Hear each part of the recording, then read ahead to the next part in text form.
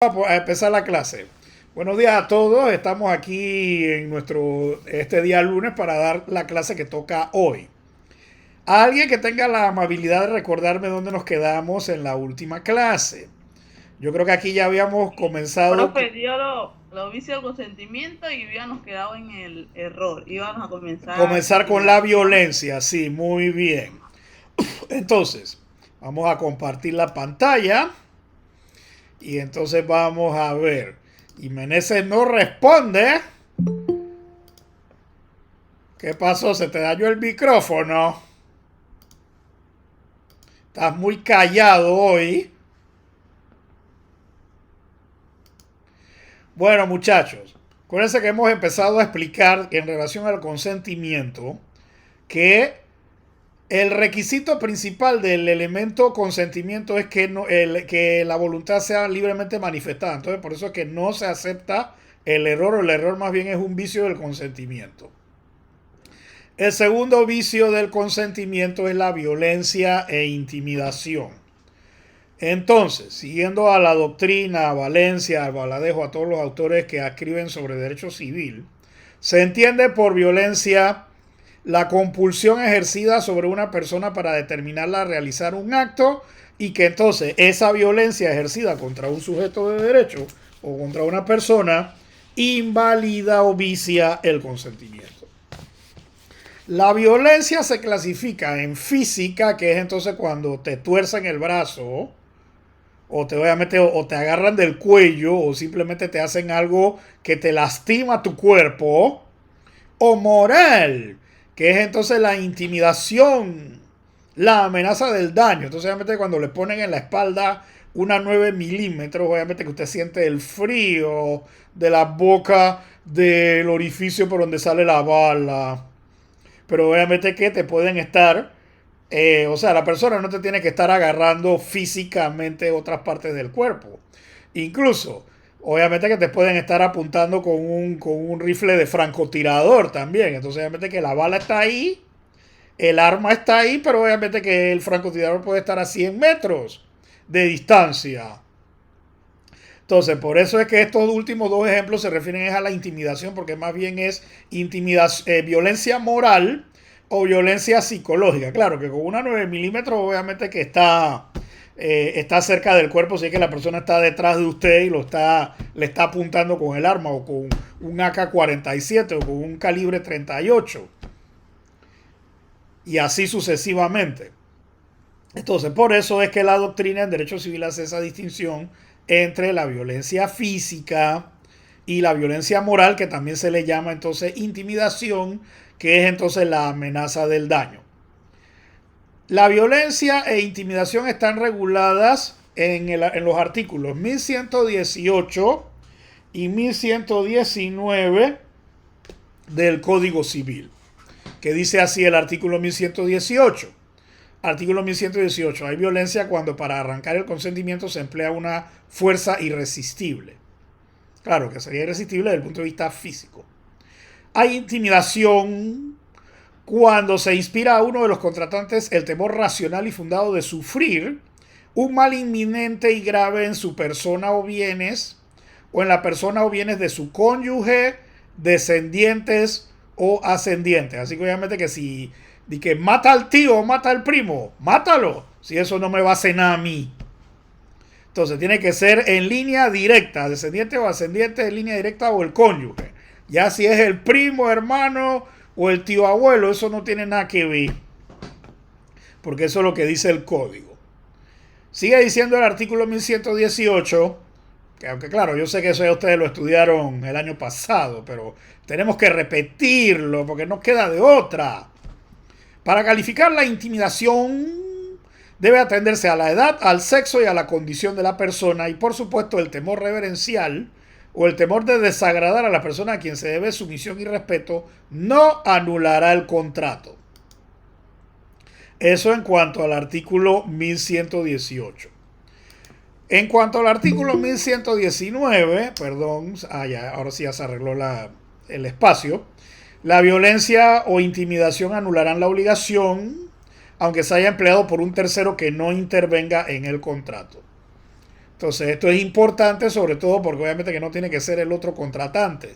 La violencia puede ser ejercida por un tercero. Buenos días, Julio.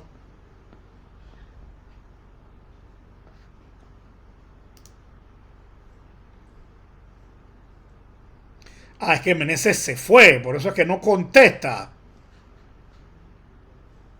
Bien, después hablaré con él. Buenos días, Julio. Contesta.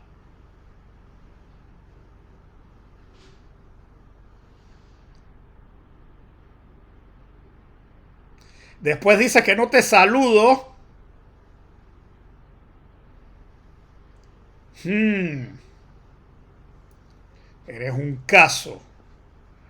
El Bien. micrófono está dando problemas, profesor. Ahora sí. Bueno, ahora sí. ¿Cómo te va, Julio? Bien, bien, bien. Ok, bueno, cierra ya que seguimos con la clase. Déjame cerrar aquí. No encuentro el micrófono. Sí, yo sé, eso a veces sucede, Julio, no hay problema. Bien, entonces hemos acabado de explicar rápidamente o de repasar, porque se supone que ustedes dieron esto para hablar del dolo en las obligaciones y de los vicios del consentimiento en las obligaciones. Ya ustedes esto lo deben tener claro, pero por razón del programa, esto hay que repetirlo porque eso ustedes lo tienen que tener bien, bien, bien claro. Sobre todo porque a la hora de que vamos a un juicio o a un caso civil, obviamente que qué es lo que se pide en cuanto a este módulo 1 en los casos civiles, la nulidad del contrato. Entonces obviamente que el error es un vicio del consentimiento que usted puede pedir una nulidad del contrato, lo mismo con la intimidación y la violencia. Bien, dolo, que es la tercera forma de vicio del consentimiento. El dolo, según el diccionario jurídico de Manuel Osorio, significa comúnmente mentira, engaño o simulación. Jurídicamente adquiere tres formas, según el diccionario de Manuel Osorio Morales. Vicio de la voluntad en los actos jurídicos, elemento de imputabilidad en el incumplimiento de obligaciones o calificación psicológica exigida como integrante del delito civil o agravante del delito penal. Entonces, obviamente que esta es una definición estándar que todos los libros tienen la misma. El libro de Valencia, el libro de Díez Picasso, el libro de Albaladejo, el libro de Tiso, todos tienen lo mismo, porque es el mismo concepto, no se puede definir de una manera distinta. El dolo está regulado en nuestro derecho civil panameño en varias normas, que entonces por eso es que las tengo aquí copiadas, porque estas son las normas fundamentales que tendríamos que invocar si vamos a meter una casación civil en un caso donde yo estoy pidiendo la nulidad de un contrato. Entonces, en primer lugar, el artículo 1120 del Código Civil dice o da una definición de dolo desde el punto de vista de los contratos diciendo lo siguiente.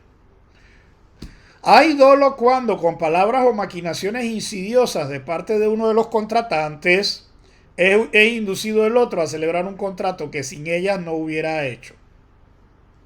Entonces son maquinaciones insidiosas. O sea, obviamente que la otra parte te hace sopa de mareo o te hace entonces la trampa. Entonces dije, sí, te prometen el paraíso y te llevan es al infierno. Entonces, esto es lo que también diferencia de las otras dos. Porque acuérdense que el error puede ser una falsa idea de la realidad. La violencia entonces es, digamos, aplicación de fuerza física o moral. Entonces, en el dolo lo que hay es que, entonces, por supuesto, podría decirse que el dolo es primo hermano o mellizo de la estafa y de los fraudes. Lo que pasa es que estamos hablando en términos civiles.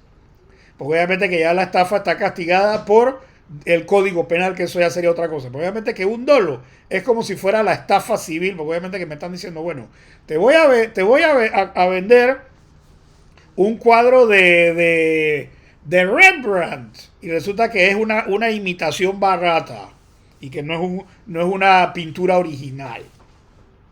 O que te voy a vender, digámoslo así, te ganaste en la lotería 5 millones de duros y resulta que te ganaste fue 5 melones maduros. Entonces obviamente que por supuesto es un negocio en broma, como lo decían los romanos. Entonces, el concepto del dolo civil es cuando hay manipulación, maquinación, palabras insidiosas, que las comete una de las otras partes, una de las partes en el contrato. Entonces, para que el dolo produzca la nulidad de los contratos, dice el artículo 1121 del Código Civil de Panamá, el dolo deberá ser grave y no haber sido empleado por las dos partes contratantes, porque se supone que tiene que existir una parte inocente y una parte culpable dentro de lo que es el sistema del dolo. Entonces, el dolo incidental solo obliga al que lo empleó a indemnizar daños y perjuicios, que eso es entonces una figura que a veces en derecho de obligaciones se comenta, pero igual es penalizada con una indemnización de daños y perjuicios. Entonces, ¿qué vendría siendo el dolo incidental? Bueno, simplemente eso es de que llévalo barato. Entonces, obviamente que te van con el megáfono bastante diciendo cosas y resulta que el aguacate sale dañado. Entonces, obviamente que por supuesto no se va a anular el contrato porque no hubo exactamente un vicio, sino que simplemente te doraron una píldora de que para decirte que era de que plateada y resulta que es más de bronce, ¿cómo se llama? Con moho verde que plata. Entonces, en ese sentido, a eso es a lo que se refiere la idea del llamado dolo incidental. Entonces, ¿por qué hemos agregado en esta explicación el 34C? Porque obviamente que el 34C explica, y que esto se supone que debieron haberlo dado en introducción al derecho y en primer año, que el dolo en materia civil es lo mismo que la culpa grave. Porque como ustedes saben, el artículo 34C del Código Civil de Panamá es el que establece la gradación de la culpa y que este 34C es un artículo que es concordante con el artículo 986 del Código Civil en relación a lo que es la responsabilidad de naturaleza contractual. Entonces, por eso es que aquí tenemos que asociar lo que acabamos de mencionar en los artículos 1120 y 1121 con el 34C, que en su primer párrafo al final, perdón, el segundo párrafo al final, dice que la culpa grave en materia civil equivale al dolo. Entonces, obviamente que también hay que mencionar que el artículo 34C, como lo están viendo allí en la pantalla compartida, en la parte final se da también otra definición adicional de lo que es el dolo. Entonces, el dolo consiste en la intención positiva de inferir injuria a la persona o propiedad de otro, porque de eso se trata el dolo. O sea, la definición que está al final del artículo 34C nos indica o nos explica la finalidad del dolo. Que entonces, obviamente que por supuesto yo hago una maquinación, un enredo, una explicación falseada con un objetivo, el de inferir injuria o daño a la persona o a la propiedad de otro. Porque entonces, obviamente que por supuesto me quiero quedar con tu propiedad y te estoy engañando, o simplemente entonces, bueno, te quiero lastimar porque quiero verte caído, así al estilo telenovela, de que qué novelón, telenovela turca y esas cosas. Entonces, obviamente que entonces por eso es que es importante que ustedes recuerden que además de la definición que aparece en el artículo 1120 de lo que es el dolo, también hay que complementarla con la que dice al final el artículo 34C. Entonces, obviamente hay que recordar que en materia civil, culpa grave es lo mismo que dolo. Entonces, en ese sentido, cuando hay culpa grave, hay automáticamente un dolo y puede suceder como lo explica el artículo 986 del código, que ustedes deben haberlo estudiado el año pasado, que efectivamente yo puedo perfectamente pedir indemnización, resarcimiento por los daños o perjuicios causados en virtud de culpa, negligencia o morosidad de alguien que incumple una obligación.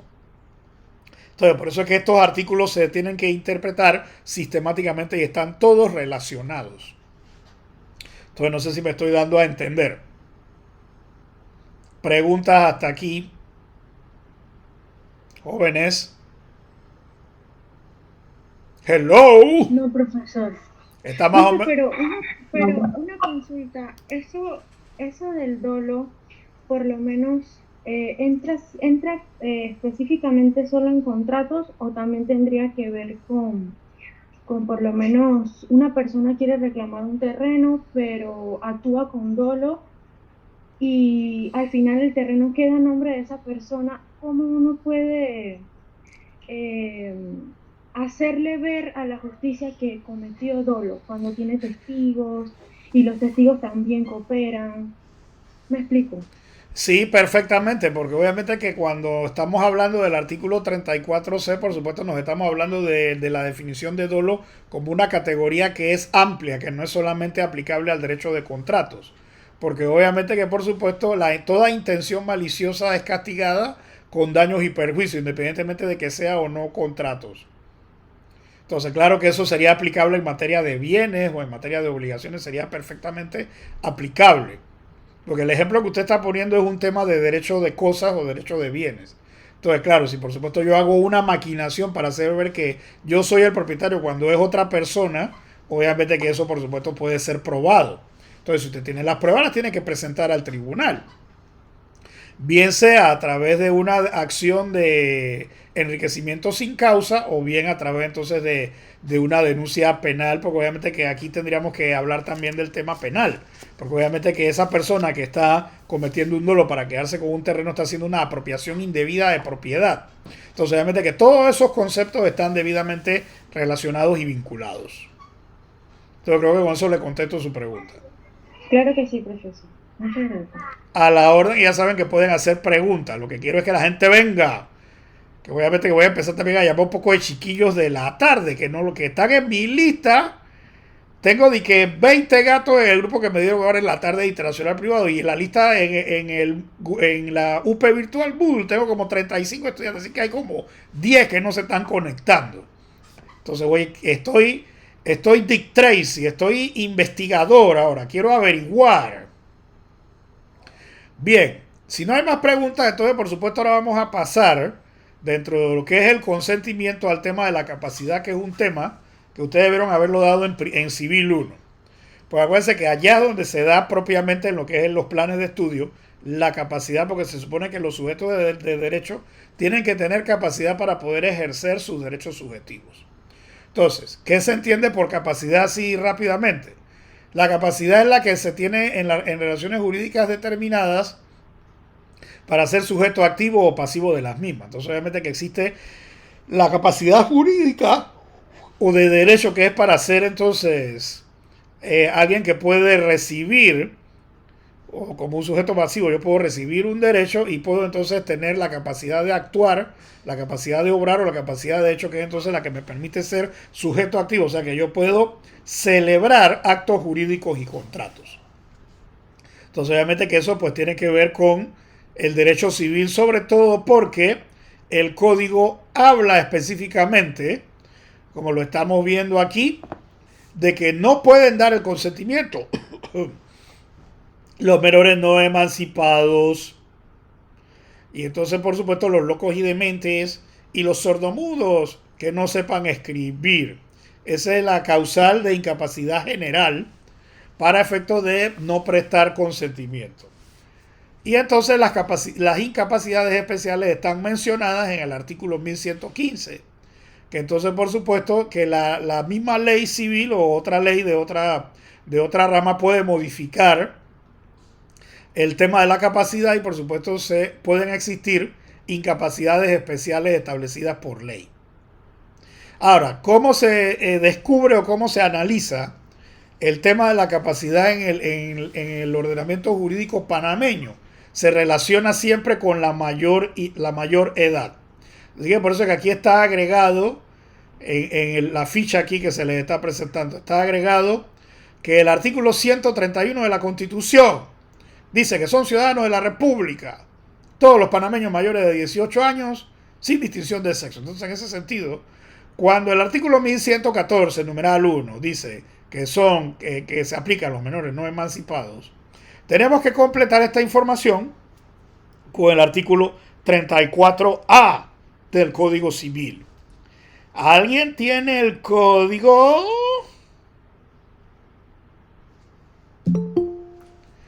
Sí, profesor. Yo. Bueno, lea usted misma el artículo 34. Buenos días. Lea usted misma el artículo 34A. 34A. Llámese infante o niño todo el que no ha cumplido 7 años. Entonces aguanta ahí, de 0 a 7. De 0 a 7 es infante, o sea que no es mantequilla, es un 0 a la izquierda. Sigue. Ajá.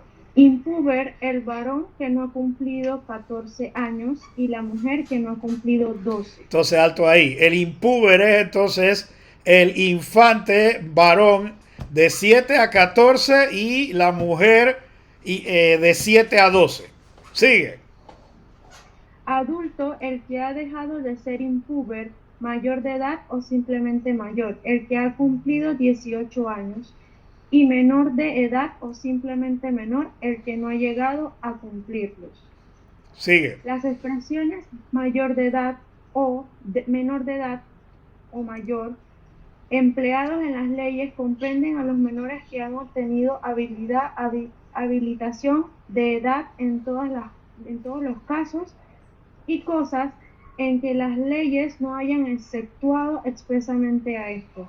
Muy bien leído. Entonces, precisamente ahí es donde está, digamos, los tramos para poder entender lo que dice el artículo 1114. Entonces, como usted lo está viendo, obviamente que cuando se aprobó la Constitución de 1972, que bajó la edad de ser mayor de edad de 21 años a 18, por eso fue que se tuvo que modificar el Código Civil. Entonces, una explicación aquí. Adulto es entonces el varón mayor de 14 y menor de 18, y la mujer mayor de 12 y menor de 18. Y entonces, el mayor de edad es, por supuesto, sin distinción de sexo, todos los que tengan 18 años de edad o más. Entonces, cuando el artículo 1114 dice que no pueden prestar consentimiento los menores no emancipados, se está refiriendo en general a todos los menores de edad, pero sobre todo en el tema de los adultos menores. O sea, porque realmente cuando dice ahí adulto es el menor adulto, o sea, el varón mayor de 14 y menor de 18 y la mujer mayor de 12 y menor de 18. Obviamente que para los actos de familia del matrimonio podían celebrarlo, pero eso, como ahora cambiaron, el gobierno anterior cambió el código de familia para elevar la edad matrimonial a la mayoría de edad. Obviamente que este artículo en ese aspecto ha quedado un poco pues medio derogado, sobre todo porque ya como ningún menor de 18 años puede prestar por el consentimiento para casarse, como era el sistema anterior, que era bueno, el menor adulto, que es el varón mayor de 14 y menor de 18, y la mujer mayor de 12 y menor de 18 que querían casarse, podían hacerlo con el consentimiento de sus padres. Entonces eso lo cambiaron en el Código de la Familia para entonces borrar esa parte. Entonces, por eso es que ahora es un poco difícil encontrar emancipación, porque esa era la figura. La emancipación era precisamente volver a un menor adulto por el acto matrimonial. Porque acuérdense que el hecho de, por supuesto, lo que implica eso, implicaba de que ya tú eres adulto. O sea que obviamente que por supuesto ya estás así efervescente como el Alka-Seltzer, por no decirlo de otra manera. Bueno, le he arrancado una sonrisa aquí a la estudiante. Pero bueno, a eso es a lo que me estoy refiriendo. Entonces, como se supone que nos vendieron la idea de que esa era la verdadera solución a los problemas de las adolescentes embarazadas en las escuelas, por supuesto el problema lo ha parado en la pandemia. Es decir, eso es una payasada, porque la enfermedad no está en la sábana, está en el enfermo. ¿Y cuál es el enfermo? La sociedad, donde papá y mamá tienen que trabajar todo el día. Entonces, ¿con quiénes se quedan los niños viendo entonces esas novelas turcas y esas cosas, eso que sale en todos los lugares? ¿Qué es lo que sale? Puro drama así, muy pegadito, por no decir de otra forma.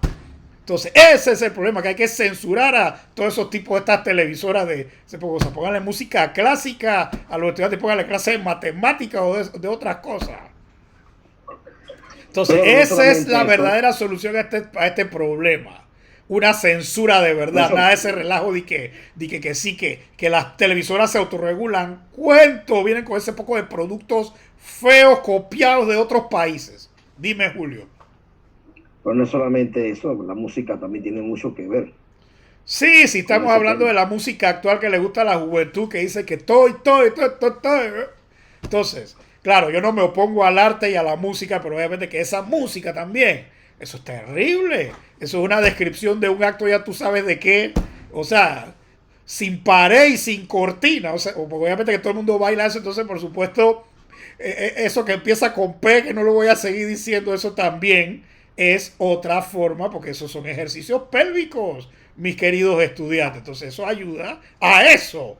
Entonces todo eso es lo que es verdaderamente el problema. Entonces, claro, yo no me opongo a la música urbana, no me opongo a la juventud, pero obviamente que esas letras que tienen estos tipos, y también las que cantan eso, porque esto es unisex, también hay mujeres que se dedican a cantar eso.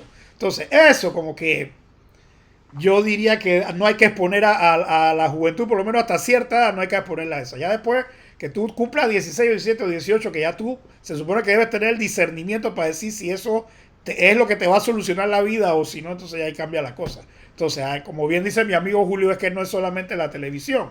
Yo coincido con él de que también es la música y otras cosas. Entonces, oye, eso, o sea, se ha perdido esa magia de la época de mi mamá, que el novio le llevaba flores a la novia, y eso todo se ha perdido ya, eso es ratan plan, ponte ahí. Entonces, eso ya, todo eso es lo que produce el problema. Entonces, el problema no estaba en la emancipación legal por matrimonio, porque se supone que el sistema anterior garantizaba de que los padres de esos menores que hubieran tenido ese desliz o esa situación iban a estar pendientes de esos menores, porque obviamente que por supuesto, imagínense, como te digo, tener un hijo a los 15 o 16 años, eso como que es terrible, ¿no? Entonces, dicho en otras palabras, eso fue una tontería que hizo el gobierno anterior, porque eso no es ninguna solución al problema. El problema, o la solución va es por otro lado, además de mejorar la educación en esos temas, ¿no? Y también entonces, por supuesto, no exponer a los bebés o a los niños a ese poco de cosas, porque obviamente eso se te va, como dice Julio, esa música se te va metiendo por los oídos. Entonces eso ya se te va grabando en la mente. Entonces obviamente que la mente se te empieza a desbaratar. Y también parte de eso yo digo que antes en el año 94 había una junta de censura dirigida por Manolo Barroso, y esa era una junta de censura que la música, antes de tirarla en las estaciones radiales, y no tenía que cantarla, y toda música tuviera doble sentido o un término vulgar, eso no va. E incluso hasta Sandra Sandoval tomó mucho, esta música no va, esto no va. Y los artistas se molestaron. Usted va a cantar algo que, sí, está bien, María, gracias. No porquería. Gracias, estimado. Sí, ok, es que ese es el tema. Bueno, entonces, dicho esto, con esto cerramos la explicación de la capacidad. ¿Hay alguna pregunta? Profesor, sí. Pero entonces, en el hecho de que una persona la emancipen, un menor, la emancipen, igual ellos se les otorga todo, ¿o no? No, porque es que la emancipación siempre había sido limitada, porque eso es lo que quería también yo explicar, ya que usted hace la pregunta. Es que ya la emancipación no funciona por... ¿cómo se llama? Ya no funciona por emancipación por matrimonio, pero sí funciona, como dice el artículo 34A, por la habilitación de edad, que eso ustedes lo están estudiando en derecho comercial, que se supone que un menor de edad puede ser habilitado para ejercer el comercio porque necesita ganarse la vida. Entonces, claro, obviamente que la habilitación está regulada en el Código de Comercio, se supone que ustedes van a estar dando eso ahora en comercial. Entonces, en ese sentido, por supuesto, una emancipación no te da derecho electoral, porque igual la Constitución sigue rigiendo de que tú hasta que no cumplas, aunque ahora el tribunal dedique la cédula juvenil o le dedique a los muchachos a los 17 años de que un documento de identificación, eso no te habilita para votar. Entonces, en ese sentido, siempre la emancipación en materia civil y la habilitación en materia comercial era limitada. O sea, era simplemente para el ejercicio del comercio, para contraer ciertas obligaciones familiares, o sea, de repente, bueno, tengo que firmar el contrato para donde voy a vivir, o tengo por lo menos que ir a trabajar aunque sea menor de edad. Pues acuérdense que también el derecho laboral establece ciertas limitaciones al trabajo de los menores por edad. Entonces, en ese sentido, por eso es que siempre ha existido esa figura tanto de la emancipación civil como de la habilitación de edad en materia comercial. Lo que pasa es que, claro, ahora con esa reforma del Código de la Familia, eso ha perdido prácticamente cierta vigencia, porque ya nadie se puede emancipar por matrimonio. De repente, si yo necesito trabajar, yo puedo ir ante el juez y decirle, bueno, oye, estoy huérfano, necesito trabajar. Entonces, la emancipación sería por otras razones, pero no la del matrimonio. Sí, profe, y otra pregunta. Por lo menos en la parte cuando las jóvenes quedan embarazadas, por lo menos a la edad de 17 años, ¿eso sería una especie de emancipación? Es que O sea, porque es que no te dan un título, sino que, o sea, al final, ponte un ejemplo, tú vas a una clínica a atenderte y no necesitas de tus familiares porque ya por tú tener un bebé te consideran como, no emancipado, pero o sea, te dan como esa facilidad de tú poder atenderte sola, con tu bebé en tu no, vientre y todo sí, lo demás. claro. ¿Me El entiendes? punto es que por eso es que yo hacía mi comentario de la reforma del Código de la Familia. Es que ¿por qué le quitaron el derecho a casarse con el papá? Porque acuérdate que también hay que pensar en el tema de la responsabilidad. Entonces, claro, es cierto que para el tema de atención médica ya es cierto lo que usted dice, pero digo, es que eso no es lo más importante. Lo más importante es garantizarle a ese bebé que viene por lo menos una estabilidad de índole familiar. Entonces, con eso de prohibir los matrimonios, lo que han hecho es empeorar el problema. Me hago entender mejor ahora. Sí, Sí, creo que profe. sí. Es que sí, yo también iba a preguntar lo mismo que la compañera, porque yo he visto que han habido casos, no aquí en Panamá, en los que la mujer por quedar embarazada y ser mamá, incluso menor de edad, supongamos de 16 años, ya se le considera como emancipada y como una adulta. Sí, claro, pero no O, puede casarse, que eso es lo que estoy tratando de matizar, que ¿para qué ajá. quitaron el derecho a matrimonio? Porque lo que están promoviendo es más uniones de hecho y más hijos, ¿cómo te digo? Sin que sea peyorativo, hijos bastardos, hijos que no tienen un o sea, porque el matrimonio implica el reconocimiento del menor como hijo de los progenitores, me explico. Sí, más chavo que te vi de parte de los papás, Es pues. que claro, entonces eso está promoviendo la irresponsabilidad, eso es lo que estoy intentando aclarar. Entonces no fue la solución brillante que muchos esperaban. Entonces lo que ha hecho es entorpecer el funcionamiento del Código Civil en estos contextos. Claro, y también profesor porque son dos situaciones diferentes, porque el hecho de que una adolescente quede embarazada, eso debería de llevar un proceso, como usted dice, un casamiento, para que se acepte responsabilidad y todo lo demás.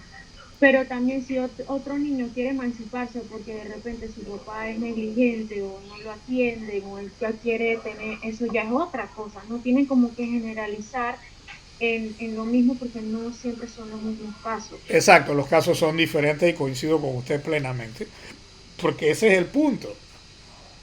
Entonces, esa es por eso es que estábamos agregando esa explicación, porque obviamente que ahí no está agregado el artículo 34A, pero el artículo 34A es importante, porque obviamente tiene que ver con el tema de poder firmar un contrato. Entonces, obviamente que por supuesto hay que, ¿cómo se llama? Como el problema empezó a surgir, obviamente que entonces, claro, no se le puede negar el derecho a educación a la adolescente embarazada, pero entonces también al mismo tiempo ya se vuelve una adulta que está entonces con otros adolescentes que no necesariamente están en el, como bien decía la joven, no es el mismo caso. Entonces, obviamente, claro, ¿cómo la vamos a...? O sea, se le debe seguir educando, pero obviamente que cómo se le va a obligar a llevar una panza con un uniforme de secundaria. O sea, obviamente que eso como que tendría que haber algún tipo de escuela que permitiera que ellas pudieran asistir incluso con ¿cómo se llama? Con facilidades para lactancia y ese tipo de cosas. O sea, porque es un problema que es complicado. Porque obviamente Sí, que por se lo decía menos de que sí, que es ahí, una discriminación de que echarla de la escuela, pero yo no estoy diciendo que la echaran de la escuela, sino que obviamente que tenía que dársele otro tipo de manejo al tema, porque no es un problema de que sí, que claro, como tiene derecho tiene que ir uniformada y embarazada, pero obviamente que eso es incómodo para la muchacha. No sé si me sí, doy a profe, entender. yo tengo ahí una opinión y es que por lo menos a mí me tocó ese caso. Yo quedé embarazada a los 17 y el hecho de yo ir a la escuela en falda, eso a mi papá no le agradaba. Y yo estaba en pública. Así que él me dijo, para tu facilidad, para tu comodidad, porque usted sabe que entra mucho el bullying, empiezan a señalarte o los profesores te tratan mal, porque no saben en qué condición tú quedaste embarazada, nada Sí. más saben señalar. Entonces, yo por eso quedé en el IJA y fui sabatino. Y a mí me daban muchas facilidades en el hecho de ir en gym, o sea, no me exigían como ese tipo de cosas, pues por lo menos en el comercial te daban la opción de batas, te Exacto. daban como unas batas, pero nunca, o sea, nunca llegaban al final y nunca las aceptaban porque uno las hacía desde su casa y había problemas, pues, porque sí tuve otras compañeras que pasaron esa situación y no las dejaban en batas al final. Tenían que comprarse tallas más grandes o mandar a hacerlas. Pero ¿a usted le tocó eso antes de la reforma del Código de la Familia o fue después? Porque el Yo Código de la creo que Familia se antes, reformó en el año por- 2015. ah, bueno, yo quedé embarazada en el 16, en el Ah, no, 17. ya habían reformado. Entonces, obviamente que no te pudiste casar con el papá del... Tampoco, ajá. Igual seguimos juntos y estamos ahí, pero no hubo ese Claro, mismo pero papá ya ahora médico. la Incluso realidad cambió porque ya lo los dos impuso. seguramente ya cumplieron 18 años. Así que si quieren hacerlo, lo pueden hacer libremente ahora Claro, porque ya pasó el tiempo, ya crecieron, ¿no? Pero bueno, esos son...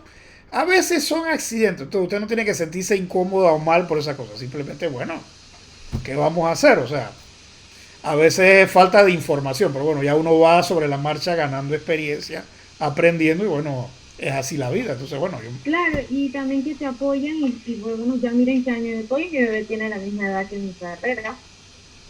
Nada me ha impedido, eso es lo importante, ¿no? no, porque usted tuvo la fortuna de que su familia la apoyó, entonces eso es importante. Espero que la familia del muchacho también haya apoyado, ¿no?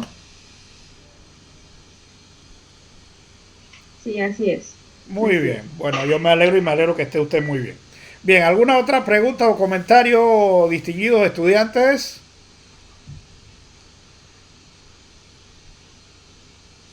Bueno, entonces vamos a detener la grabación, porque obviamente que esta clase ha sido fructífera, aunque Meneses